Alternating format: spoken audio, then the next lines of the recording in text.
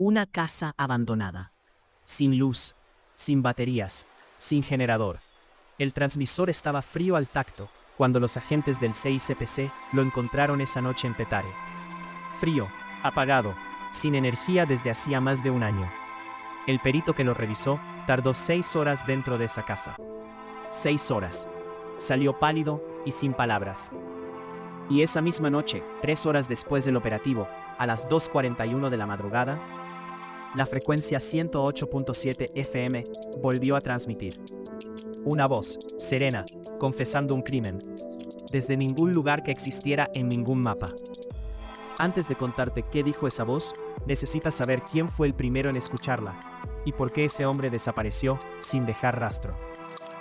Reinaldo Escalante tenía 54 años y vivía solo en un apartamento de los Dos Caminos, rodeado de equipos de radiofrecuencia que reparaba por placer, por nostalgia, porque durante décadas había sido técnico radial en el canal RCTV, y cuando ese canal cerró, por decreto, en 2007, algo en él nunca volvió a encajar del todo. Era meticuloso hasta el exceso. Cada transmisión que captaba la anotaba a mano. La hora exacta, la frecuencia, la duración. Su cuaderno de tapas negras era su forma de mantener orden en un mundo que había dejado de tener sentido para él. La noche del 17 de marzo de 2019, pasada la 1 de la madrugada, estaba calibrando un receptor cuando sintonizó por accidente la frecuencia 108.7 FM. No había ninguna emisora registrada en esa banda. Y sin embargo, había una voz, un hombre, hablando con una calma que Escalante describió después como la calma de alguien que lleva mucho tiempo esperando poder contarlo. La voz describía con precisión topográfica cómo había enterrado un cuerpo bajo el piso de concreto de una ferretería en la avenida Guzmán Blanco, en el Valle. Daba el nombre de la víctima, Jesús Antonio Bermúdez Leal, 34 años, reportado como desaparecido desde octubre de 2018. Escalante anotó la hora, 1:23 de la madrugada, y al día siguiente llamó al CICPC. 3 semanas después, bajo el piso del depósito trasero de esa ferretería, encontraron los restos de Bermúdez Leal. El hallazgo se atribuyó a fuente confidencial. La frecuencia no apareció en ningún comunicado. Y aquí es donde la cosa se empieza a poner muy fea. La voz transmitía de forma irregular, siempre entre la 1 y las 4 de la madrugada, nunca los mismos días. Para diciembre de 2019, Escalante tenía anotadas 34 transmisiones. En al menos 9 de ellas, los hechos confesados correspondían a casos reales en el sistema del CICPC. Casos sin resolver, casos con cuerpos que nadie había encontrado. Escalante intentó contactar a periodistas. Solo uno le respondió. Marcos Fuenmayor, comunicador de medios alternativos, 38 años, que operaba canales de información independiente desde su apartamento en Bellomonte. Se reunieron en un café de Chacaíto el 8 de enero de 2020. Escalante llegó con su teléfono, sus grabaciones y su cuaderno. Fuenmayor escuchó y no dijo nada durante varios minutos. Después creó un canal en Telegram llamado Frecuencia Muerta, donde comenzó a publicar fragmentos de las transmisiones. Para mayo de 2020, tenía 47.000 suscriptores. El canal fue eliminado sin notificación, ese mismo mes. Sin aviso, sin apelación, sin explicación. Pero antes de la eliminación, Fuenmayor recibió algo en su apartamento. Alguien pasó un sobre por debajo de su puerta. Su nombre estaba escrito a mano en el sobre. Adentro, una sola hoja, una frecuencia de radio y una hora, 3:17 de la madrugada. El CONATEL inició un rastreo formal en marzo de 2020 y detectó la señal en 2 madrugadas de monitoreo, pero no pudo triangular su origen con precisión. La señal parecía provenir simultáneamente de 2 puntos distintos del este de Caracas. Con un solo transmisor, eso no debería ser posible. El informe interno lo describió como interferencia de reflexión anómala, y no ofreció ninguna explicación adicional. Y ese detalle, el de los 2 puntos simultáneos, iba a cobrar un peso enorme cuando el laboratorio forense de la Universidad Central de Venezuela analizara las grabaciones meses después. El análisis de voz fue completado en agosto de 2020. El profesor Hernán Suárez Castillo, especialista en fonética forense, revisó 67 grabaciones. Sus conclusiones: la voz pertenecía a un solo individuo en todas las transmisiones. No había marcadores de estrés vocal en ninguna de ellas. Cero nerviosismo, cero alteración. El patrón respiratorio era, usó esa palabra exacta, estadísticamente imposible de sostener en una locución continua sin pausas técnicas. Y entonces, Suárez incluyó una observación casi al margen, como si le incomodara escribirla. Los intervalos entre palabras correspondían exactamente a los patrones de cadencia de los locutores comerciales venezolanos de la década de 1980. No los años 2000, los años 80. ¿Tú qué harías con esa información? El 11 de julio de 2020, un operativo conjunto del CONATEL y el CIPPC localizó, finalmente, el transmisor. Una vivienda abandonada en la calle El Progreso, sector La Dolorita, Petare. El equipo entró, y ahí estaba, un transmisor de fabricación china, modelo FMT 5.0, conectado a una antena improvisada en el techo. Caso cerrado, pensaron. Tenían el equipo, tenían la ubicación. Solo faltaba identificar a quién lo operaba. Pero la casa no tenía suministro eléctrico desde hacía más de un año. Los vecinos lo confirmaron. Los registros de Corpoelec lo verificaron. El medidor estaba sellado. No había generador. No había baterías visibles. Y el transmisor, cuando los agentes lo tocaron, estaba frío. No tibio, frío.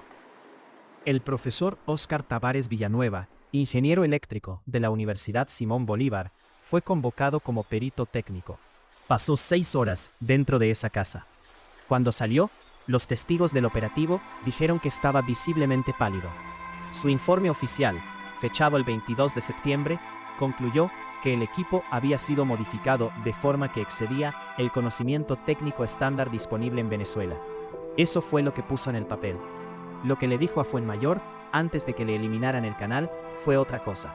El transmisor tenía un segundo circuito interno que no correspondía a ningún esquema conocido, soldado con una precisión que describió como no humana, o hecha con instrumentación que no existe en el mercado civil.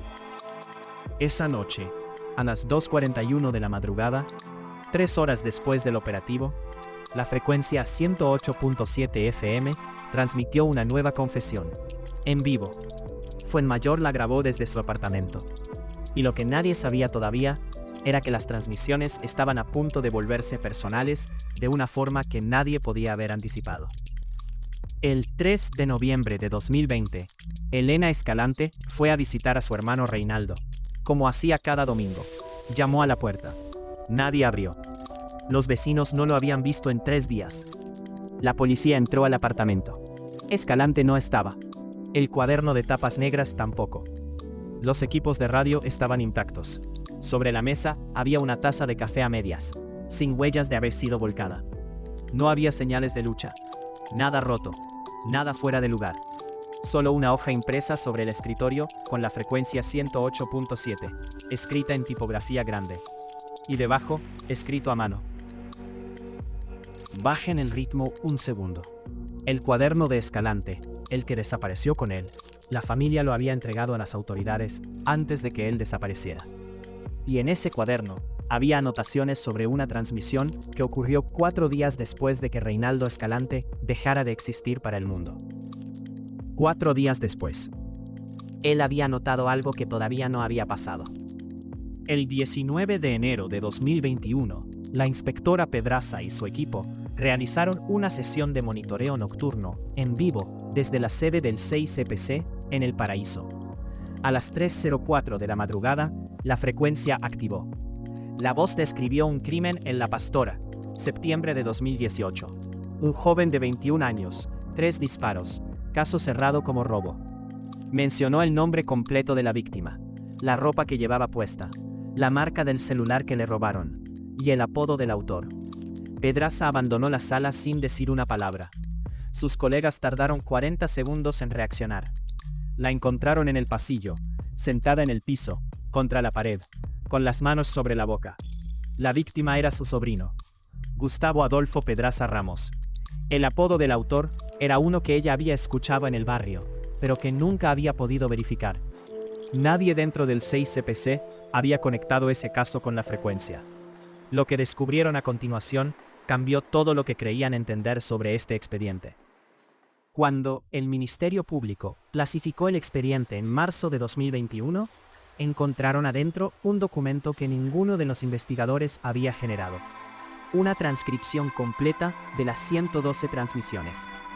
Perfectamente formateada, con fechas, duraciones y una columna adicional que cruzaba cada confesión con el número de expediente 6CPC correspondiente. El documento estaba fechado el 1 de marzo de 2019, 16 días antes de la primera transmisión que Reinaldo Escalante detectó por accidente. Alguien había transcrito las confesiones antes de que ocurrieran. El documento no tenía firma, no tenía membrete, y los metadatos del archivo digital indicaban que había sido creado en un sistema operativo que dejó de existir comercialmente en 2003. Nadie dentro del Ministerio Público ha reconocido haberlo incluido. La última transmisión fue el 14 de febrero de 2021, a las 3:17 de la madrugada, la misma hora que alguien había escrito en ese sobre que Fuenmayor encontró bajo su puerta. Duró 4 minutos con 33 segundos. La voz, con la misma calma de siempre, dijo: ya los que tenían que saber, saben. Ya los que tenían que encontrar, encontraron. Lo que sigue no es para ustedes. Luego, 18 segundos de silencio. Y en ese silencio, 3 oyentes que grabaron de forma independiente escucharon lo mismo. Una respiración. Una sola respiración. Después, estática. La frecuencia 108.7 FM no ha vuelto a transmitir. Y la pregunta que yo no puedo sacarme de la cabeza es esta.